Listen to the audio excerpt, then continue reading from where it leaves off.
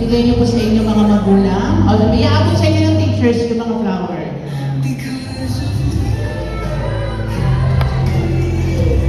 Say thank you to your parents. Yakapin sila ng mahigpit at magsabing maraming salamat at mahal na mahal kita.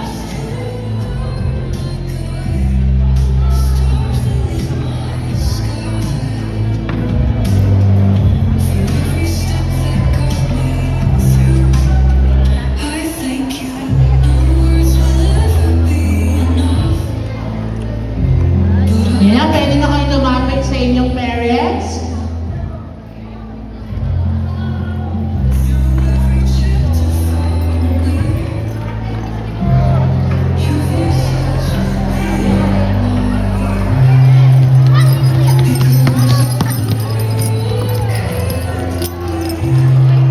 Bakit sa akin? Next to your parents. Give mo kay Mamila?